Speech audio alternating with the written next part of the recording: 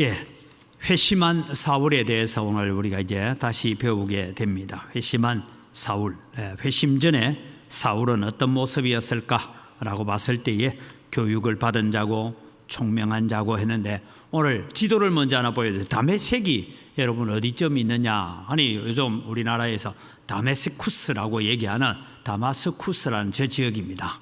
그러니까 갈릴리 호수에서 그렇게 멀리 떨어지지 않았습니다.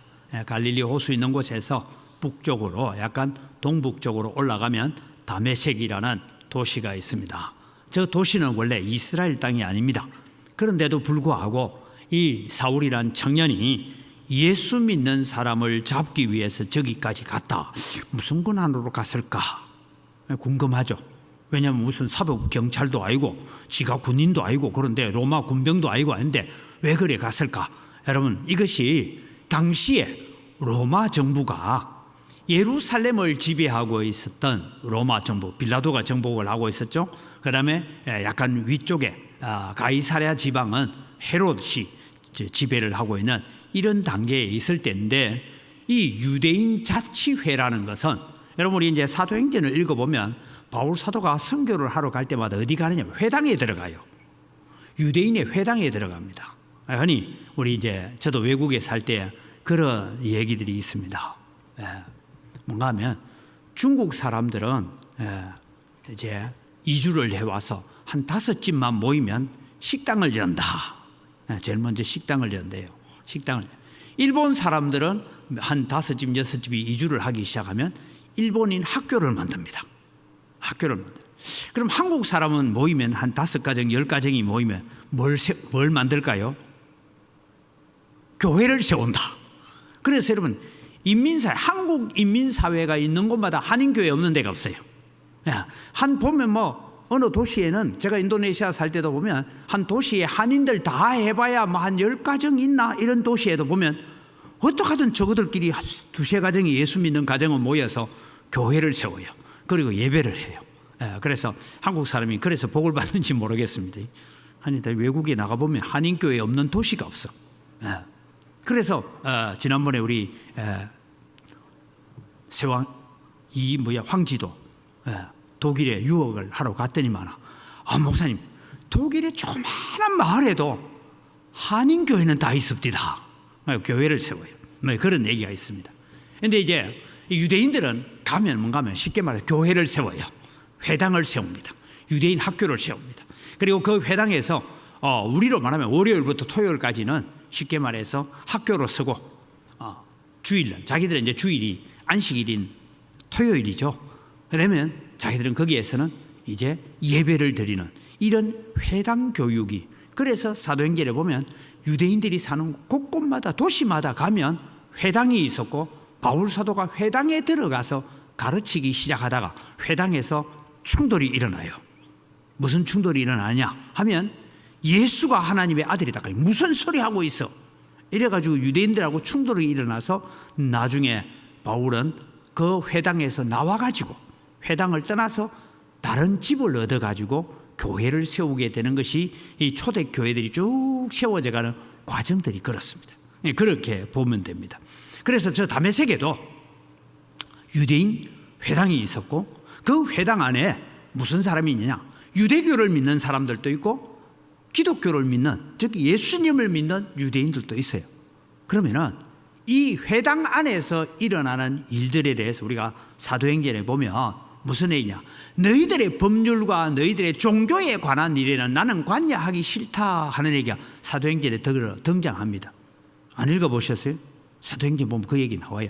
여러 총독들이, 여러 도시의 시장이라고 하는 사람들이 너 그 종교 문제 내한테 들고 오지 마, 이러고요. 그래서 쉽게 말하면 유대인들은 아주 특별했기 때문에, 특별하다는 게 좋은 쪽에 특별한 것이 아니고 이방인들 입장에서 별난 것들이니까 저것끼리 예배하고 저것끼리 학교하고 저것끼리 하는 거에 대해서는 터치를 안 하겠다, 이런 그게 불문율처럼 있었습니다. 그러니까 다메섹에도 그리스도인들이 있다 하는 이 얘기를 듣게 되니까 소위 말해서 대제사장이 써준 체포영장입니다. 사법권이 없음에도 불구하고 유대인 사회에 대해서는 사법권을 행사할 수 있도록 로마 정부가 눈을 감아주는 거예요. 너희끼리 해, 그거는. 종교적인 문제, 너희들의 율법의 문제, 돼지고기를 먹느냐 안 먹느냐 이런 거 너희끼리 알아서 해. 그거 우리한테 들고 오지 마. 이렇게 해서 약간은 그런 사법권을 줘놨던.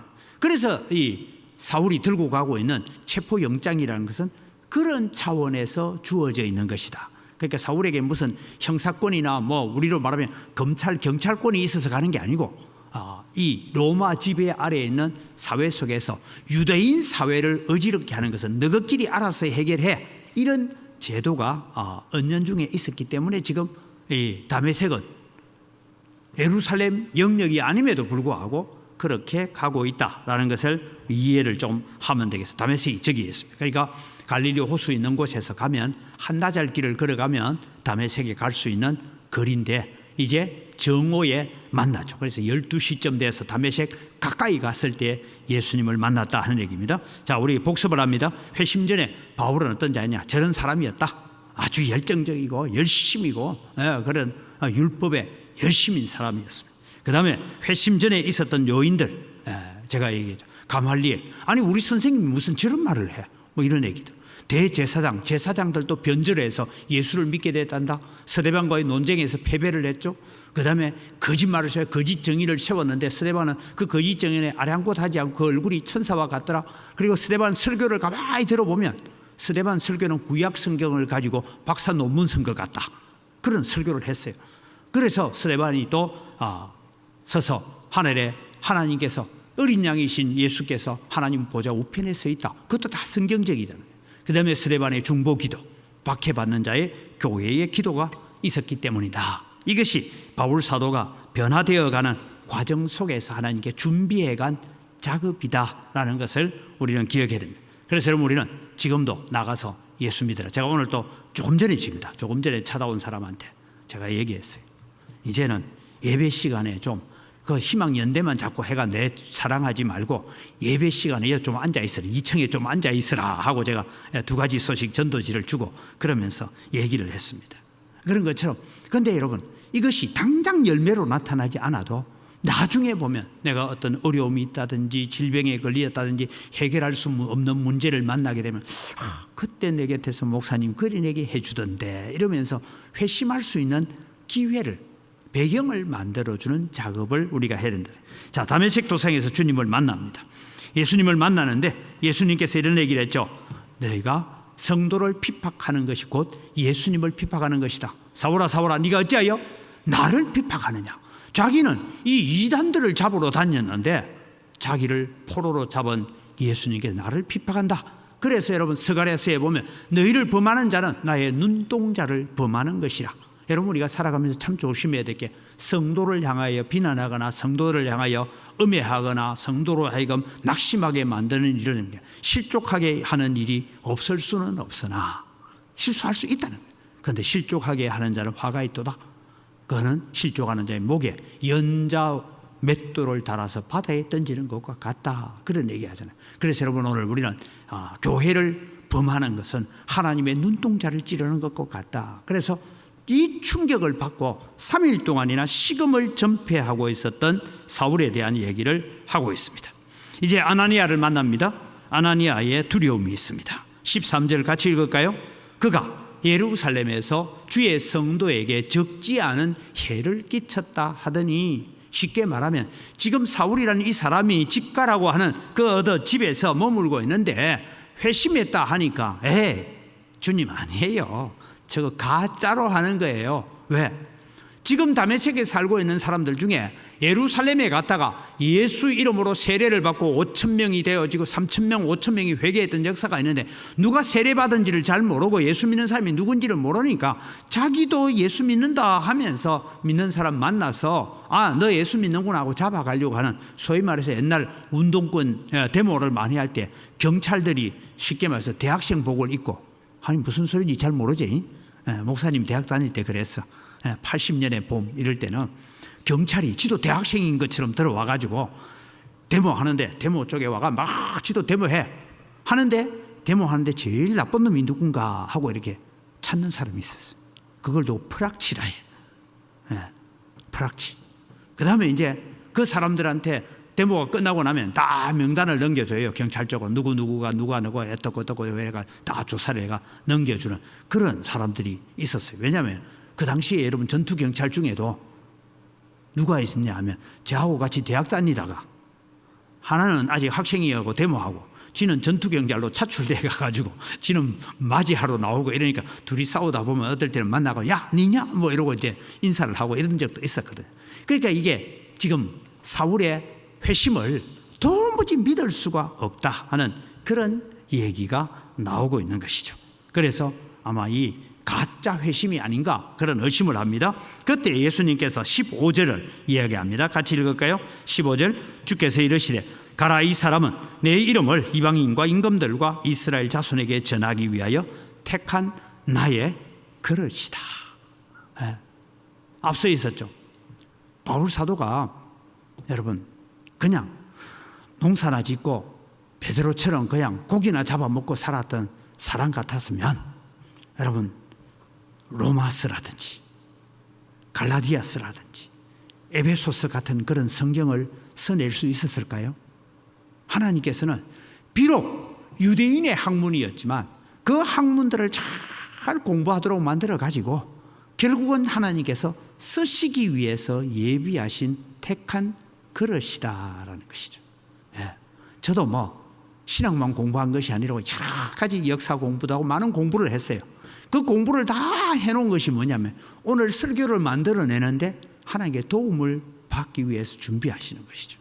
예, 그런 것처럼 하나님께서 이제 이 사울을 그렇게 택했다 합니다. 이 본문에 대해서 바울 사도가 갈라디아서 1장 15절에 이렇게 고백합니다. 같이 읽습니다.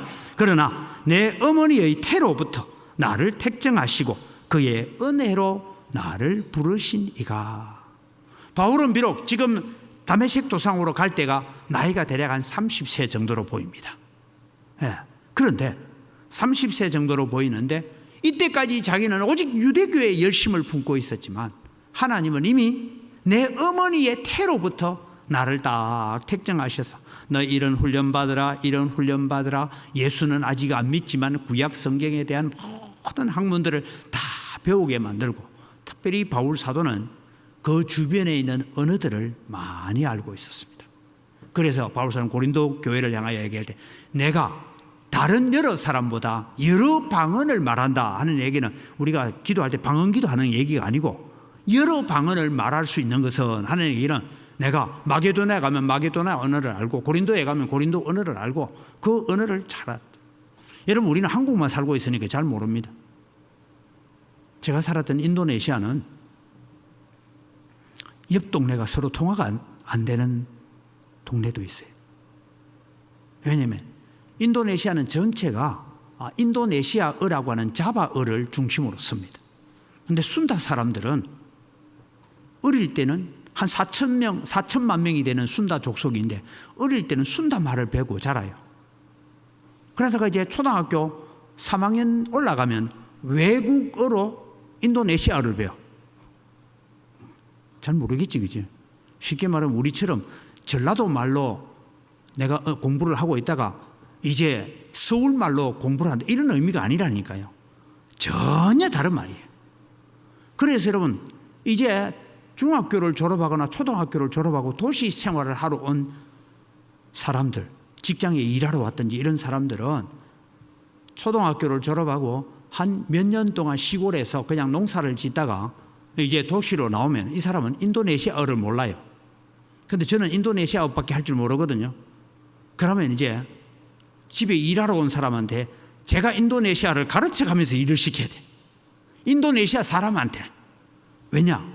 언어가 여러분 자그마치 인도네시아에도 언어가 300개 정도 되는 언어가 있습니다. 그러면 이쪽 언어하고 이쪽 언어하고 서로 소통이 안 돼요.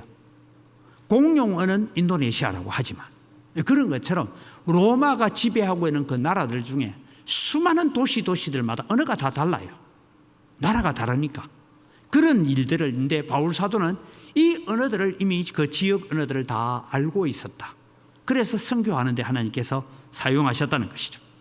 자, 순종하는 아나니아입니다. 두려움을 극복하고 순종하는 아나니아. 그래서 그는 전적으로 성령의 지시하심을 의지하여서 바울을 찾아가고 있는 모습입니다. 오늘도 여러분은 전적으로 하나님의 뜻에 순종하여서 나아갈 때 역사가 일어날 줄 믿습니다. 그래서 3일 만에 이제 눈을 뜨죠. 눈을 떴는데 이 바울은 눈만 뜬 것이 아니고 눈에서 비늘 같은 것이 벗겨졌다 했는데 눈만 뜬 것이 아니라 영적 눈도 함께 떠졌다라는 얘기가 그 다음 장면에 나옵니다. 20절을 같이 읽습니다. 즉시로 각 회당에서 예수가 하나님의 아들이심을 전파하니 듣는 사람이 다 놀라 말하되. 여러분, 바울 사도는 3일 동안 눈을 감고 물도 마시지 않고 있으면서 내가 지금까지 스데반을 돌로 쳐 죽이고 내가 지금까지 한 일이 도대체 무엇인가? 도대체 다메섹 도상에서 나타난 나사렛 예수라는 사람이 도대체 누구인가? 그러면서 자기가 배웠던 지금까지 공부해왔던 구약성경, 여러분 바울 사도는 제가 볼 때는 구약성경을 달달달달달 외우는 사람이에요. 그런데 생각해 보니까 지금까지는 내가 이렇게 이해하고 있었는데 이 구절이 예수님을 얘기하는 거구나. 나는 전에 몰랐는데 이 구절은 쉽게 말하면 이런 거지. 이사야 53장은 무슨 얘기일까 하고 있었는데 그게 바로 예수님의 십자가의 죽음에 대한 얘기를 하고 있구나. 내가 내 원수로 내 발등상이 되게 하고 시편 이 얘기는 예수님을 두고 스데반이 보고 있었던 환상의 얘기를 지금 성경이 이렇게 얘기하고 있는 거구나. 왜? 구약 성경을 너무 잘 아니까. 그래서 구약 성경을 가지고 와서 나사렛 예수 그리스도에게 연결시키는 작업들을 3일 동안 눈을 감고 묵상하면서 배워왔습니다. 눈은 떠지자마자 그는 즉시로 각 회당에, 여기가 다메섹 도시에 회당이 하나만 있었던 게 아니에요. 유대인 회당이 여러 개가 있었어요. 거기에 가서 유대인들에게 예수가 하나님의 아들이심을 전파하게 되었다. 그래서 바울의 열정 그리고 준비된 지식을 하나님께서 사용하셨다라는 것을 가르쳐주고 있습니다. 그 다음 장면을 보죠. 같이 읽을까요? 사울이 힘을 더 얻어 예수를 그리스도라 정언하여 다메섹에 사는 유대인들을 당혹하게 하니라. 여러분 이제 우리는 이래야 됩니다. 예수 그리스도를 같이 읽습니다. 그죠? 근데 우리가 예수 그리스도 할 때 우리 마음에 이래 읽어야 돼요. 나사렛 예수가 그리스도다. 이래 읽으십시오. 마음의 생각은. 그럼 그리스도 예수 할 때는 뭐라고 읽어야 될까요? 하나님께서 구약성경에 약속하신 그리스도가 나사렛 예수다. 이런 뜻이에요. 그러니까 그리스도는 직함이에요. 그 다음에 예수는 예수님의 이름이에요. 그러면 여러분 저를 부를 때 여러분 뭐라고 부릅니까? 장영돈 목사님이라 이렇게 부르죠. 근데 그러면 부르면은 또 목사겠지 이렇게 생각하는데 우리는 그 속에 무슨 내용을 장영돈 목사님은 은광교회 목사님이다. 이런 게 연결돼서 읽고 있잖아요. 우리 목사님이야. 이런 것을 읽는 것처럼 예수를 그리스도다. 예수가 그리스도다. 나사렛 예수가 그리스도다. 그렇게 정언했는데 앞서 제가 말씀드린 것처럼 구약 성경에 능통했기 때문에 성경 구절 구절을 가져와서 하나님께서 준비된 사람으로 만들어 가셨다라는 것을 우리는 바울의 인생 속에서 배우게 됩니다. 그래서 여러분 우리는 길을 가다가 세상의 학문이든 뭐든 공부하는 우리가 배우는 모든 지식들은 다 어디로 집중해 갔냐? 예수를 그리스도라고 증거하는 일에 쓰임받고 사용되어야 된다. 이것을 위해서 준비하셨다라는 것입니다. 오늘 우리가 교훈을 같이 보겠습니다. 같이 읽습니다. 우리는 이미 하나님이 택정하여 부르신 자들이다. 부름받은 자에게 사명을 감당할 수 있는 능력과 구변을 주신다. 부르실 때 잘 준비된 자로 세워지도록 말씀과 기도로 무장해야 한다. 쉽게 말하면 우리가 이런 전도를 하라 하니까 불신자 중에서 여러분 중에 나도 예수 믿고 싶은데 예수 믿는 거 뭐야? 예수가 누구야? 라고 물으면 설명을 해줄 수 있어야 되는데 막 설명을 못해. 그냥 와봐 막 그냥 와봐 이러면 안 된다며. 쉽게 말해서 예수가 누구냐 하면 다른 게 아니라 사도신경이라도 내놓고 충분히 우리가 해석까지 뭐 다 안 해도 설명을 해줄 수 있잖아요. 그런 설명을 할 수 있는 준비가 돼 있어야 된다 이 말이에요. 예. 물론 여러분 볼 때에 예수님도 안드레와 요한이 찾아올 때 선생님 어디 계시니까 하니까 와봐라 이랬어요. 그죠? 빌립도 나다네엘을 만나가지고 우리가 메시아를 만났다 하니까 무슨 소리냐? 메시아가 어디서 왔던데? 저 나사렛 예수가 그리스도다, 메시아다. 내가 직접 경험해봤다. 이러니까 나다나엘이 뭐라고 얘기합니까? 나사렛? 그 촌동네에서 무슨 선지자가 난단 말이고. 이러니까 빌립이 다른 말을 못하고 뭐라 했습니까? 와봐라. 물론 와봐라도 중요합니다. 그러나 여러분 우리는 예수가 그리스도이심을 증거할 수 있는 준비된 자로 살아가야 됩니다. 우리 함께 기도하겠습니다. 기도문을 같이 읽습니다. 우리를 창세전에 애정하시고 불러주신 은혜를 기억하고 감사하며 충성하며 살겠습니다. 우리를 주님이 마음껏 사용하실 수 있도록 말씀과 기도로 잘 준비된 자가 되겠습니다. 다 같이 주여 한번 부르고 기도합니다. 주여! 하나님 아버지 은혜를 이 시간 감사합니다. 오늘도 주님 저희들이 바울을 준비하고 예비하신 하나님을 오늘도 우리가 만나게 됩니다. 하나님 우리도 잘 준비되고 잘 예비되어서 어디를 가든지 어떤 상황이 주어질 때마다 예수를 그리스도라고 증거할 수 있는 믿음의 자리, 충성된 자리, 은혜의 자리에 세워지는 저희들이 되도록 복을 내려 주시옵기를 간절히 바라옵고 원하옵니다. 뿐만 아니라 하나님 아버지 오늘도 우리를 창세전에 애정하시고 불러주신 하나님의 은혜를 기억하면서 하나님 앞에 충성하고 감사하는 자로 살게 하여 주시옵소서.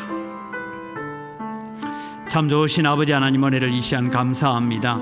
오늘도 회심한 바울 다메섹에서 주님을 만나고 변화된 이 사울이 즉시로 각 회당마다 예수가 그리스도라고 증거할 수 있었던 것은 그는 이미 지식적으로 성경적으로 준비된 하나님의 일꾼이었던 것을 저희들이 알게 됩니다. 하나님 오늘 또 우리를 창세전에 이미 내를 어머니의 태에서 짓기 전부터 택정하시고 부르신 하나님의 손길이 있음을 기억하면서 이제 우리도 가는 곳마다 예수가 그리스도라고 증거할 수 있는 믿음의 삶을 살아가는 저희들 되게 하여 주시옵소서. 또 한 주간을 믿음으로 말씀으로 잘 이겨가게 하시고 이 폭염과 여러 가지 어려운 가운데서도 성도들을 지켜주시고 우리의 가족들 건강을 지켜주시옵소서.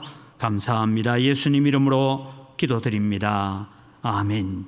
우리 주 예수 그리스도의 은혜와 하나님 아버지의 무한하신 사랑과 성령님의 교통하심과 위로 충만하심의 역사가 바울 사도만 그렇게 부른 것이 아니라 우리도 그렇게 하나님 앞에 부름받은 줄 알고 부름받은 자의 사명을 잘 감당하겠다고 다짐하는 주의 사랑하는 성도들 머리 위에 이제로부터 영원토록 항상 함께 있을지어다.